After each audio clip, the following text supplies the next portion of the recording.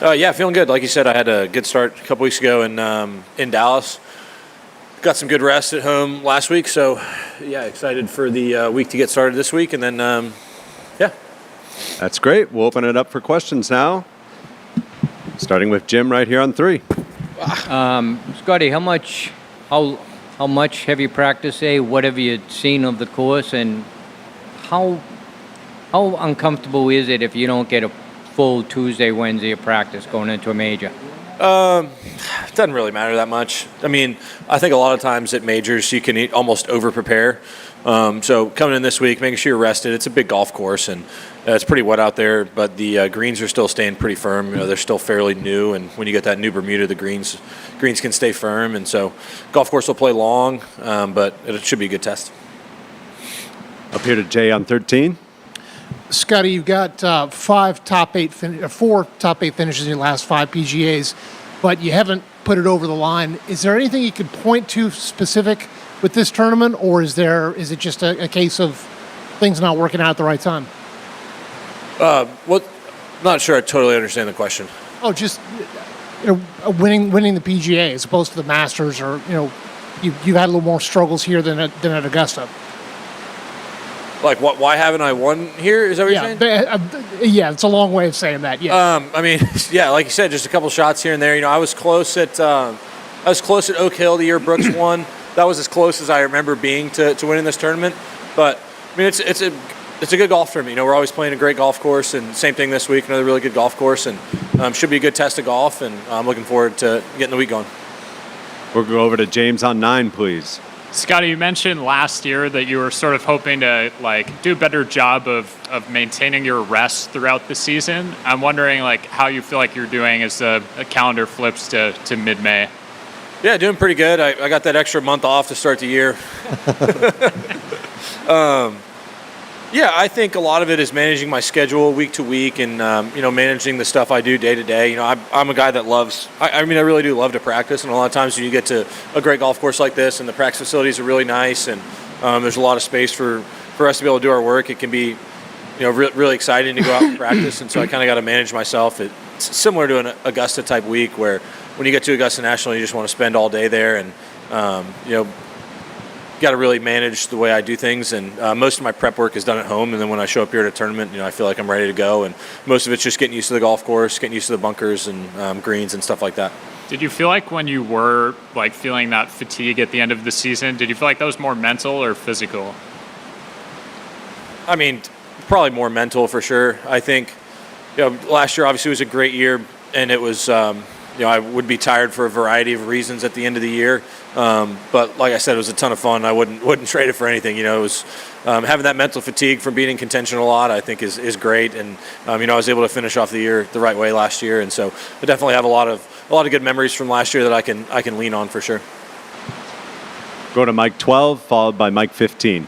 Hi, Scottie. Obviously paired with Xander and Rory tomorrow for the first group. I mean, just your reaction to that group, and what's it like when you're playing in a major and you're in one of those sort of marquee groups with 2 other big names, 2 other, winners of majors, things like that. Just, your thoughts on that. I mean, I'm playing with 2 guys that are playing some of the best golf in the world. Xander won 2 majors last year, and Rory already won a Players and the Masters this year, so he's playing some fantastic golf. And yeah, it should be a lot of fun. I've seen that pairing before, and we have a good time out there, and it's competitive. And I think when I look back on my career, these will be some of the fondest memories I have, getting to play with some of the best players in the world and compete to try and win tournaments.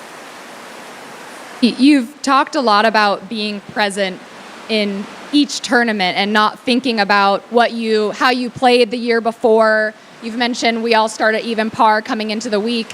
Your win at the Byron Nelson, do you feel that's momentum coming into this week, or have you kind of scratched that off and just kind of focusing on this week?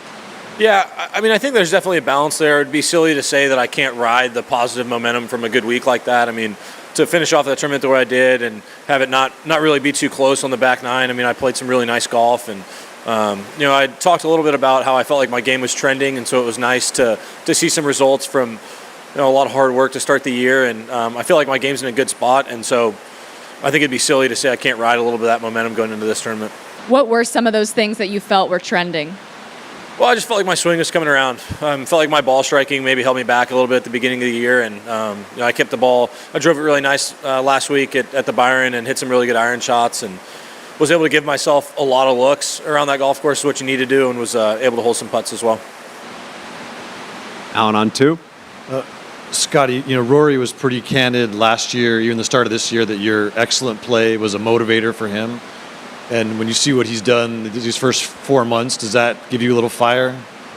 Yeah, I got asked that same question, I think, at the Byron, and it's always motivating when you just get beat. And in golf, you tend to get beat a lot. It's like you don't really get to win that many tournaments. And Rory's been off to a great start this year, and he's definitely improved and made some changes in his game from last year. And so there's always little things that I'm trying to do to get better. And I think that's why we keep coming back. Golf's kind of an endless pursuit of getting the best out of yourself, and I'm looking forward to continuing to do that as the year goes on. But like you said, Rory's been playing some great golf this year.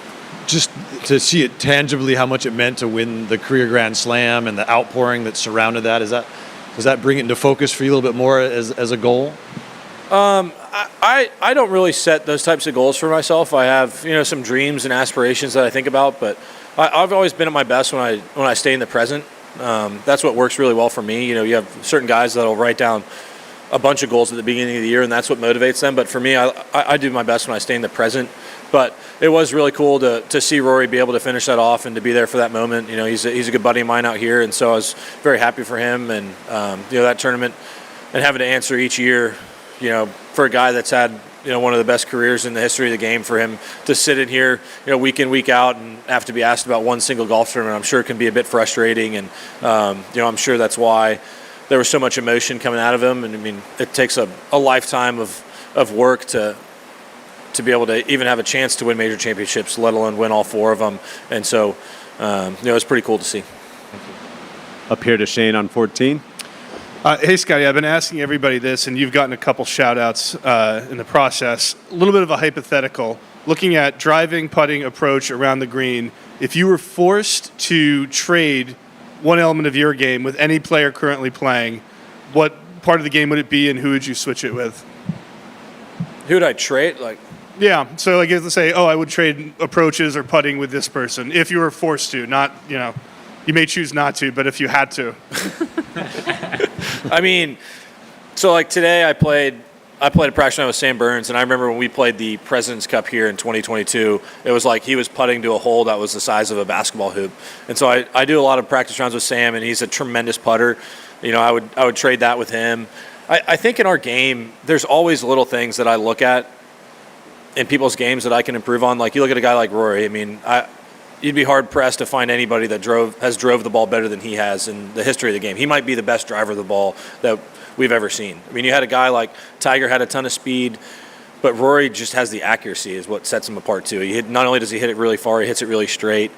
And so, I mean, those are two little examples just off the top of my head of guys that I would trade with. But there's so much that I can learn from out here. Like, I play a lot of golf with Jordan at home too, and the stuff that he does around the greens and the creativity that he plays with, I can learn a lot from. And honestly, I could go on and on because I've always been a very visual learner. Like, growing up, where I practiced, I was able to watch professional golfers all the time, and I just learned so much just by sitting there and watching them, and then I would try to do the same thing. And now, being out here playing all the time with the best players in the world, there's always something that I can learn. I mean, you look at a guy like Jon Rahm, like, I love the way he plays with passion over every shot. Like, it's very rare for him to lose focus, and you kind of see that in his face when he plays. He plays so competitively. Tiger was kind of the same way, where Tiger was obviously the best at it, but every shot he hit was the most important shot that he's ever hit. I mean, and so I could go on and on, but those are a few small examples. Yeah, thank you.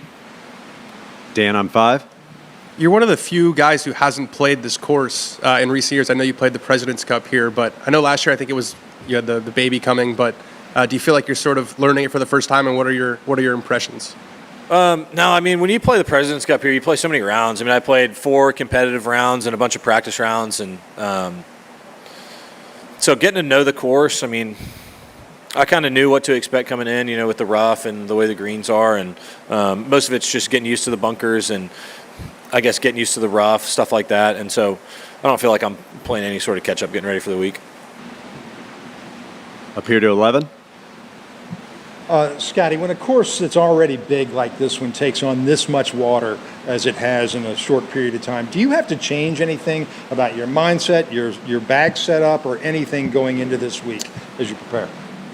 As far as bag setup, there is a little bit of thinking to do whether or not I'll use my 5-wood or my 3-iron, but that's pretty typical for a week. You know, I felt like I have two really good weapons there in that part of the bag, and each week I kind of have to just pick and choose. And this week maybe more of a 5-wood week, just because, like you said, the golf course is going to play really long, the rough is thick, and the run-up areas after this kind of rain are going to be really soft, and the greens are still going to be really firm because they're new.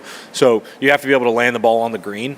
You can't really run it up around this golf course, so that's one aspect that you got to think about. But as far as my approach to the course, not really. I mean, I know what my skill set is, and I'll try to use that to my advantage, and hopefully hit some solid shots this week.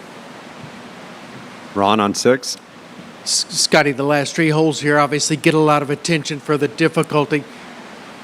In that stretch, is there one shot that's the most intimidating or the most daunting?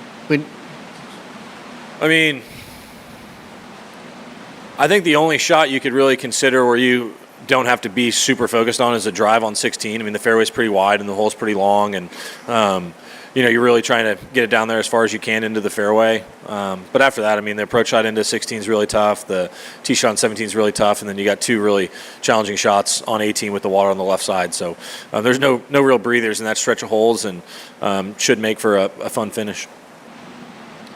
Doug, right here. Scottie, there was a lot of talk about a burden being lifted from Rory when he finally got the Masters, and I'm curious if you've ever felt that, not the Masters, but a burden being lifted, whether it was your first tour win, first major, first President's Cup point, anything like that. Yeah, I mean, I think every time you accomplish something in this game, there's a little bit of that aspect. Just because, I grew up as a kid, I wanted to play on the PGA Tour, and I didn't really get past that. And so, winning for the first time, it took me maybe a little longer than some people would have expected. Mostly just because I had a lot of good starts out here, but I wasn't winning, but I was playing consistently well enough to, have a high world ranking or whatever it was. But I didn't really have, that great of an amateur career. When I first came out, the guys that were being looked at, I came out about the same time as like Victor Hovland and Colin Morikawa, and Matthew Wolff at the time was, a really good prospect as well. And so I kind of flew under the radar when I first came out. But I mean, every time you win out here, there's definitely a feeling of that burden being lifted, just because it's such a great accomplishment. It's not easy to win out here on any level, and every time you win a tournament, I mean, it's a pretty cool feeling. Does it change anything going forward for you? Does it? Not really. Just show up the next week at even? I mean, you show up the next week, but for instance, this week I'm showing up coming off of a tournament that I won, and that's always a good feeling. Like, you can definitely ride some of that momentum. I think when I look back at my career, it would be silly to say that I don't ride some of the momentum from those wins. I like to think I don't ride a lot of the momentum from the missed cuts or poor starts or whatever it is. Like, I feel like I've always been pretty decent at bouncing back. I look at a year like last year where I was tired at the end of the year, and I had a really poor start in Colorado going into Eastlake, and was able to kind of bounce back and have a really good week at Eastlake and finish off the year the right way. And when you look at when I got my first win in 2022, I won some tournaments pretty quickly after that, and so it'd be silly to say that I don't ride some of that momentum, but I do try to do my best to treat each week as their own tournament. But I mean, it's silly to not ride positive momentum. Over to Gabby on 1. Scottie, now that you've kind of passed that hump of getting over the injury from earlier in the season, do you look back on it as something that might have been more difficult to kind of overcome and get used to playing with than you initially imagined, or what was it like battling that? Yeah, I mean, I always focus so hard on my preparation when it comes to showing up to tournaments, and showing up to that first tournament at Pebble, it was not my normal preparation. I'd only been hitting balls for less than a week probably since I had surgery, and I'd put in a lot of hard work in the off season to make some improvements to my game, and then all of a sudden you kind of lose those when you have to go a month without being able to spend time in the gym and being able to do my normal practice. And so I definitely started off the year a bit more challenging than I would have expected going in the off season, just because of the injury. And so was it more difficult than I thought? I don't think so. I think I had pretty fair expectations of myself, and I knew it wasn't going to be super easy. But at the end of the day, it's stuff happens, life happens. I don't regret anything that I did. It's just it's just one of those deals that happens in life. Sometimes you get hurt, and I can't live in a bubble. And you talk about being able to stay in the present. Do you think that just comes naturally to you, or do you do certain things to keep yourself in the present, or do you feel like things creep in ever that you just try to block out? Well, no, I think it's always a battle to try to stay in the present. I think when I was in college, my college coach did a really good job of helping me kind of learn that skill. He really preached on when you're at the golf course, you're at the golf course. When you're in class, you're in class. And when I'm out with doing stuff with my friends, like I don't want to be at home hanging out with my wife thinking about my golf swing. I don't want to be out here at the golf course thinking about being at home. Like we have certain time throughout the day, and I think when you're in the present, you try to you're able to make the most of those situations, whether it be enjoying them to the fullest or getting the most out of the work that I put in when I'm at the golf course. So I think it's a constant battle. We'll wrap things up with Mike 19 and then Mike 7. Hey, Scottie, kind of following up on Dan's question earlier, when you don't have as much experience at a course, how much do you rely on Teddy to kind of work your way to plot you around? And what's your guys' relationship like when you guys are trying to figure out how to attack a golf course, especially at a major championship like this? Yeah, I would say there's certain golf courses on tour that there's really a lot of there's a big strategy component to. I mean, you think of a course like Hilton Head where each time you step on the tee box, there's a thought into what club you're going to hit just based on wind direction and pin placement and stuff like that. On this golf course, with it being so big, it's a little bit easier just to step on a tee box and like pretty much every hole is a driver.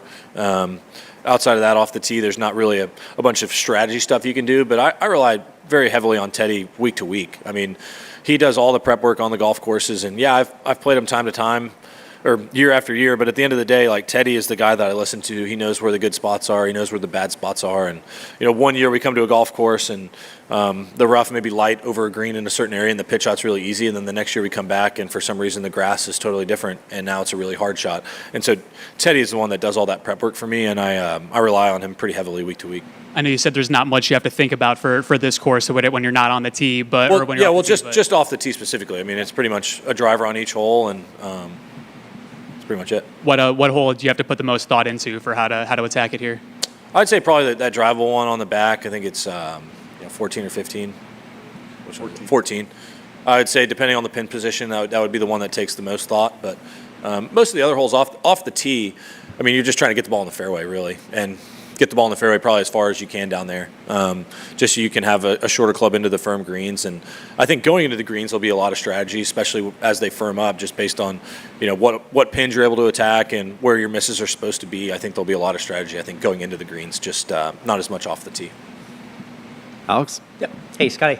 This field's very unique in that the Corbridge financial team of the 20 best PGA professionals join you on a major stage. What is it specifically that impresses you the most about the PGA professionals that are able to compete and qualify this tournament year in and year out?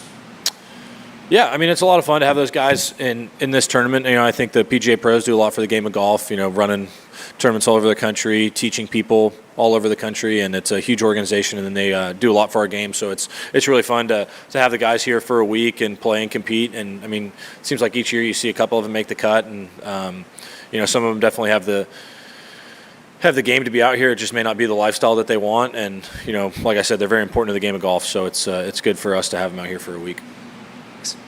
Perfect. Thanks for your time, Scottie. Appreciate it. All right. Come on now.